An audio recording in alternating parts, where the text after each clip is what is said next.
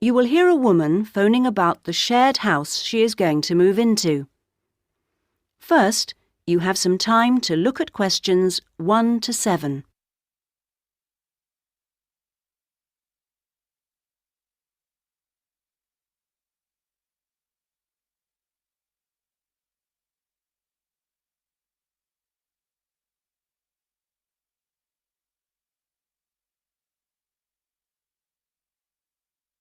You should answer the questions as you listen, because you will not hear the recording a second time. Listen carefully to the first part of the conversation and answer questions 1 to 7. Hello? Hello, this is Hilary. I'm calling about the house. I'm moving in next week. Oh, yes, Hilary. This is Judith. I met you when you came to look at the house. Yes, I just had a few more questions I wanted to ask. Of course. Well, first, about the rent. I realise I didn't check what it included. Yes, that's important. It includes most things. We don't have to pay extra for heating, for example, just for the telephone, which is fair enough, I suppose. Local taxes are part of the rent, so that's not a worry. That's fine. Then I remember I should have sent my letter of reference to the landlord by now, but I haven't got his address. Yes, you should get that off right away. Address it to Mr. Crawley. He's at 14 King Street. Is that in Exford? Yes. And then you'll need to put the postcode, of course. It's AP12 7QT. Got that, thanks. I also realise I don't know exactly what the house has in the way of equipment. Is there a microwave, for example? There isn't. None of us feels the need. Oh, fine. I'm sure I can do without one too. What about a hairdryer? Maybe you should bring one, if you need one. I'll buy one, yes. And TV? Oh, yes. We've got 2, in fact. Was there anything else? I just wondered if there were any rules. Not really. We share the cleaning, things like that. We do have to be careful about loud music. Yes. So we've agreed that there shouldn't be any loud music after 9, and that we don't play music at all in the living room after 10. Up to 11 in your own room's okay, as long as it's not too noisy. That sounds good. And is there somewhere safe I can keep my bike? That's difficult. To be honest, lots do get stolen round here. We haven't got a garage, so we tend to park ours in the garden so that they're hidden from the street. OK. Now, I hope you like cooking. Yes, I do. Do you all have shared meals? Not very often, actually. But when the weather's good in the summer, we like to have a barbecue together, which we do each Wednesday. We tend to go out at weekends. Sounds fun. Before you hear the rest of the conversation, you have some time to look at questions 8 to 10.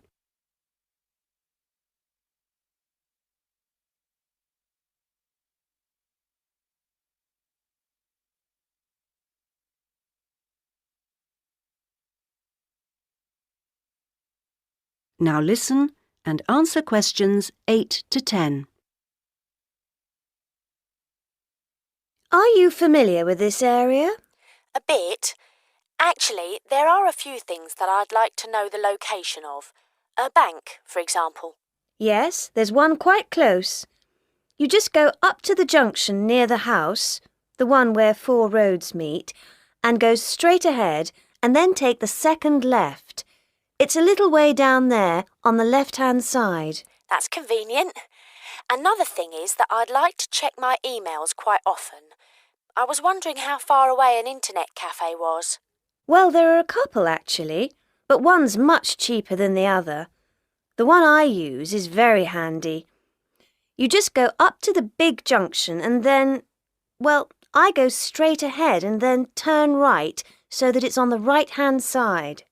Fine. And one last thing. Uh-huh. I need to go to the post office quite often. I'm hoping there's one quite close to the house. You're in luck. You'd walk up to the big junction and then, if you want a nice route, take the street that's slightly to the right. Then you'd want the second left, and you'd find it on the right side of the street. Well, it all sounds great. So, we'll see you in a couple of days' time? Yes. OK. Bye. Bye. That is the end of part 1. You now have half a minute to check your answers.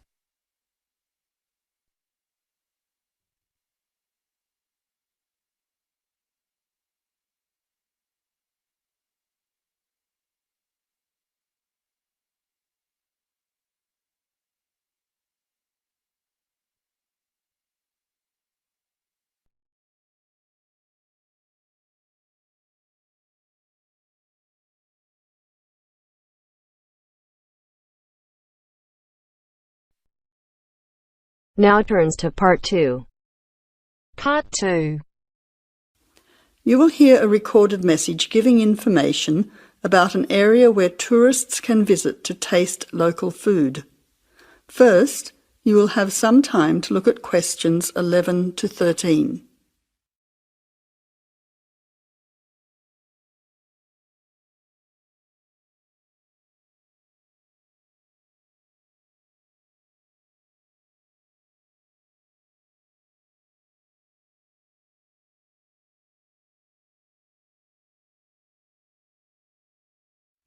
Now listen carefully to the first part of the message and answer questions 11 to 13.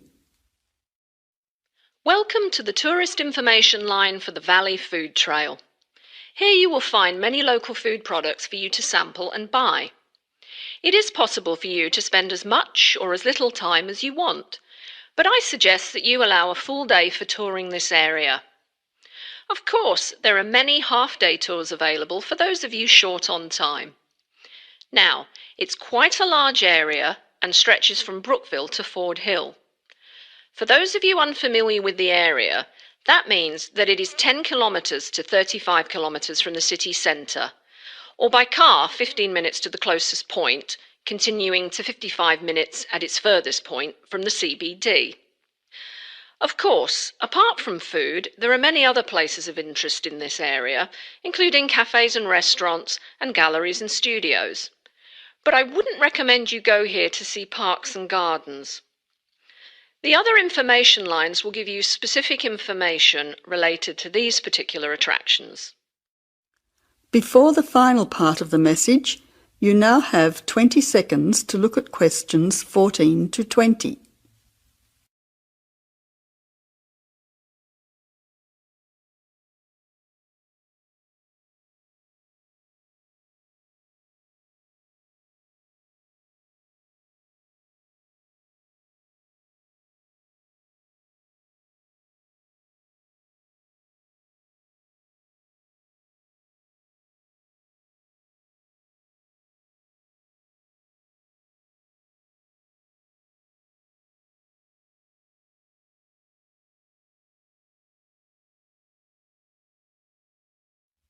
Now answer questions 14 to 20.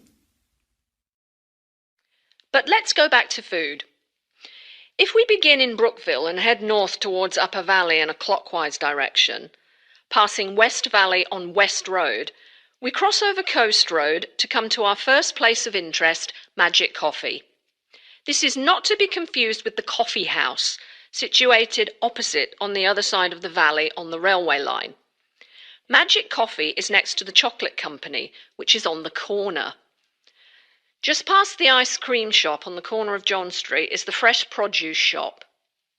A little further north, we have reached Ford Hill, where we can start our drive southwards along Great Northern Highway following the railway line. First, we come to the organic market near the corner of Memorial Avenue, and then to Olive Farm opposite Olive Road. Just before we come to the next street crossing, we see the Honey Pot, which is practically opposite the coffee house. There is another chocolate company which sells nougat as well, just nearby. Following the railway line along Great Northern Highway, we return back to Brookville. Now, as I have said previously, if you only have a few hours to spare, there are several places that you shouldn't miss.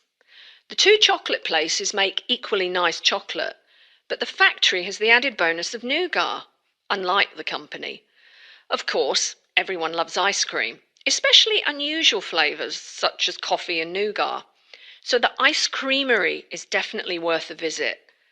And while the coffee house sells expertly made hot drinks, including hot chocolate, I think your time would be better spent sampling the many products on offer at the organic market. Well, I hope you enjoy your time visiting the Valley Food Trail and enjoy all the wonderful local foods on offer.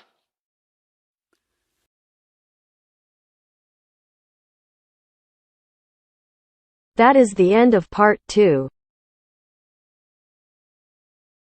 You now have half a minute to check your answers.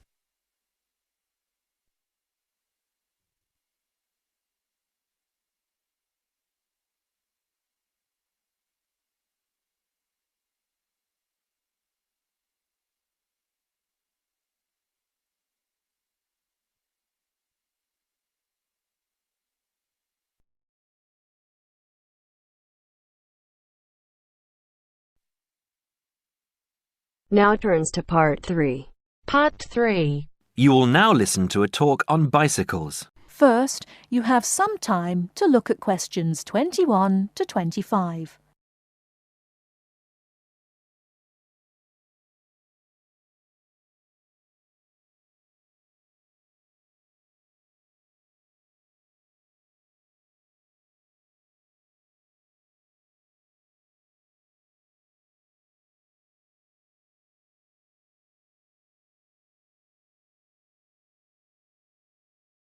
Now, listen carefully and answer questions 21 to 25. Today, we're going to talk about the latest bikes for professionals and novices. There's something to suit everyone from price to function.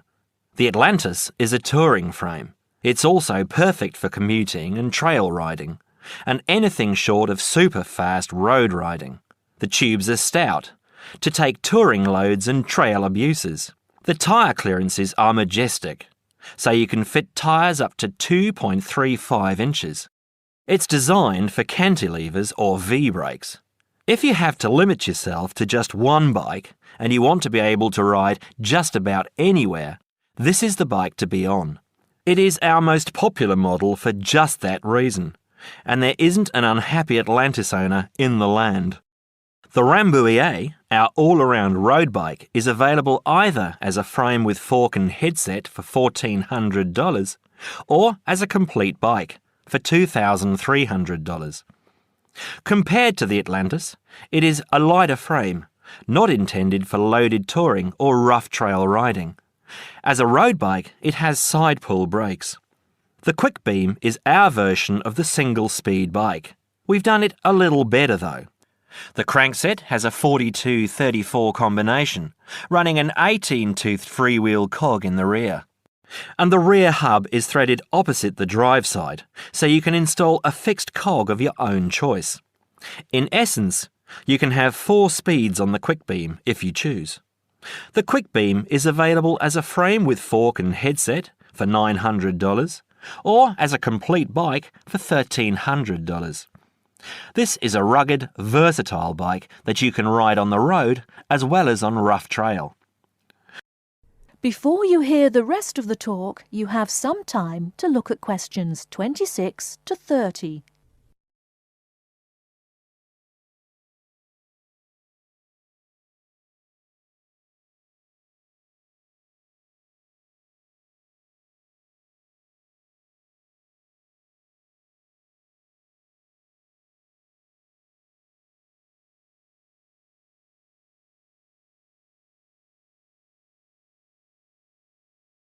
Now listen and answer questions 26 to 30. The Saluki is our roadish, light touring, randonneuring frame. It's designed for 650B wheels. If 650B means anything to you, you'll either love it or think it's marketing suicide. If you're new to 650B and a follower, you won't want it. If you're new and a rebel, you will. Now, I'll just talk a little about saddle comfort. The road bike, for the most part, has turned into a high-tech, uncomfortable machine, and the proof is all around us. Look through any bike magazine or catalogue and you'll see the saddle up to 6 inches higher than the handlebars. It is impossible to be comfortable on such a bike. It forces you to lean forward, putting more weight on your groin, hands and arms. People ride these bikes with straight, locked-out arms and wake up with aching backs. They endure it, get used to it, or buy recumbents. When we custom design a bike for you, you'll be able to get a comfortable position. Your back will be between 45 and 50 degrees, and there will be a noticeable bend in the arms. And most importantly, your arms won't be supporting your body weight. You won't have to look up to look ahead, because you won't be hunched over and low. That means our bikes are more accessible for riding on the flats, or even for short climbs. We consider this when we design and build your custom frame. That is the end of part 3. You now have half a minute to check your answers.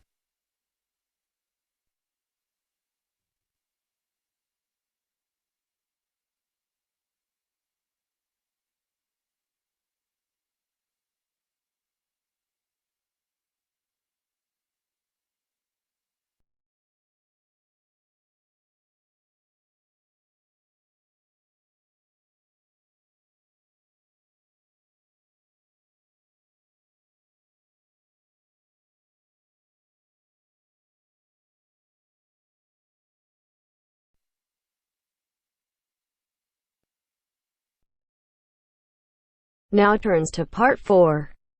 Part 4. You will hear part of a lecture on the current and future use of mobile phones. You now have 30 seconds to read questions 31 to 35.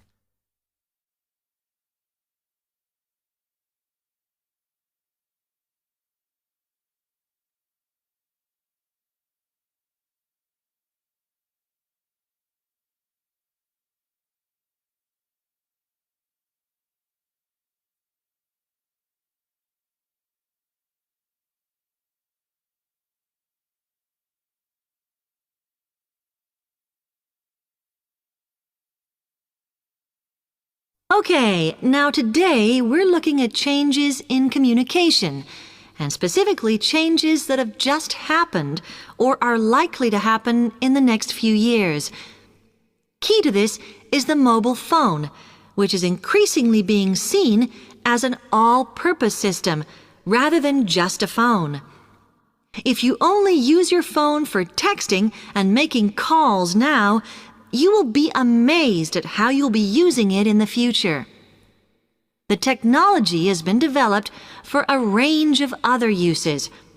For example, phones could be used so that if you are meeting someone and they get lost, you could send them a map of your location to help them.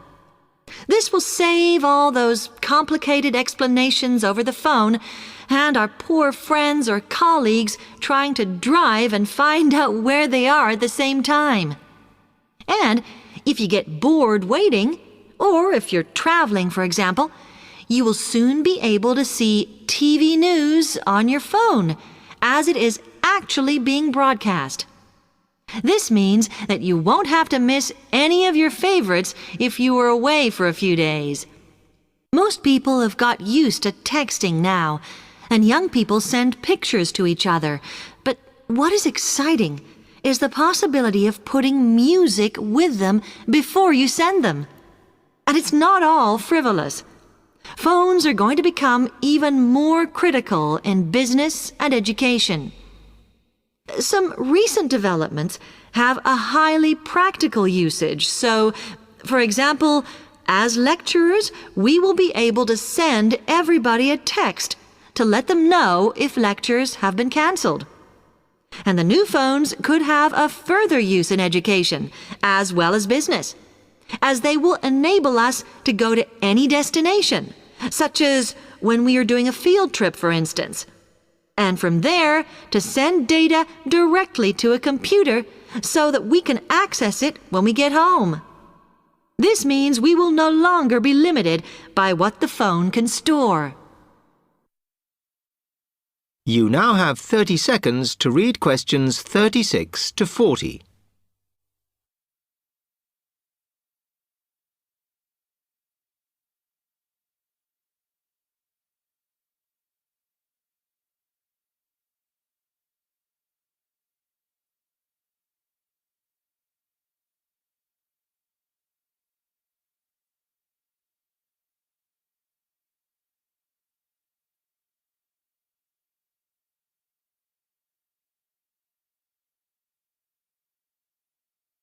And it's interesting to look at the different ways that men and women use phones now, as that does affect how the technology will develop.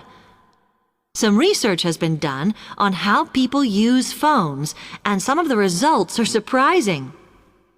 One of the increasing usages of mobile phones is to get all sorts of data, such as phone numbers, the weather, train times, etc. And while there's been an attempt to set up connections with things that women might be interested in accessing, it is overwhelmingly men who do this. But what about the traditional use of a phone? To speak to people? I suppose we would predict that it is mainly women who use phones as a method of contact for friends and family, but, in fact, the genders exploit this facility equally. I've spoken about the increased business usages that phones will offer, and I suppose we would associate this usage with men. The survey picked up, though, that women are often working from home or catching up with work in the evenings, so they use phones in this way as much as men do. Most of us are aware we can store photos on our phones. It's an ideal method of capturing a moment wherever you are. Women tend to be the group that keep photos on their phones, but it seems that men use their phones to actually take pictures much more than women do. And of course, all this knowledge affects the marketing that the companies will do in order to sell